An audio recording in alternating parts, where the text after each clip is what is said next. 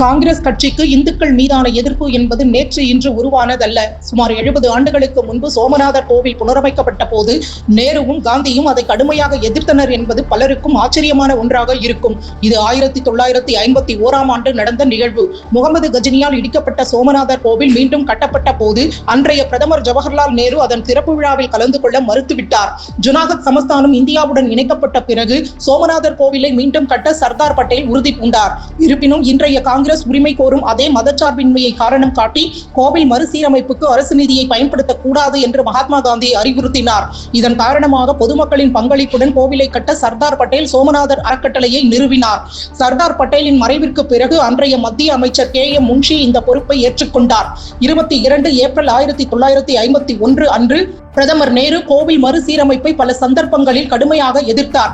அவர் KM முன்ஷிக்கு எழுதிய கடிதத்தில் இந்து பாரம்பரியங்களின் இந்த மறுமலர்ச்சியை நான் விரும்பவில்லை, இது எனக்கு பயத்தை ஏற்படுத்துகிறது என்று குறிப்பிட்டிருந்தார். இதற்கு முன்ஷி அளித்த பதில், நமது கடந்த காலத்தை கைவிட்டுவிட்டு நம்மால் எதிர்காலத்தை உருவாக்க முடியாது.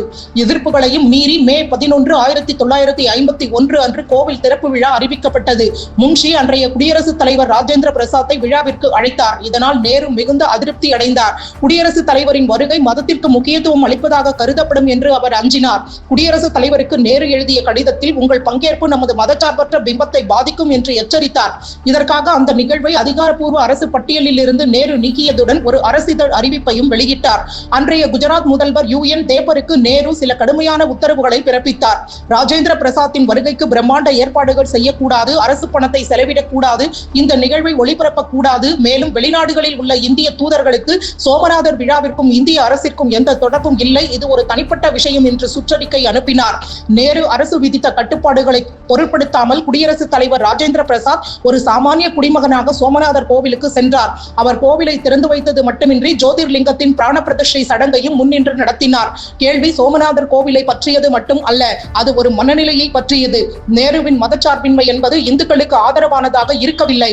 சோமநாதர் கோவிலில் இருந்து விலகி நின்றதன் மூலம் அவர் கலாச்சாரத்தை பலவீனப்படுத்தினார். ஆனால் ராஜேந்திர பிரசாத் ஒரு குடியரசுத் தலைவராக அல்லாமல் பல நூற்றாண்டுகளாக சவால்களை சந்தித்து தலை நிமிர்ந்து நிற்கும் ஒரு நாகரிகத்தின் பிரதிநிதியாக நாட்டின் ஆன்மாவிற்கு முன்னுரிமை அளித்தார்.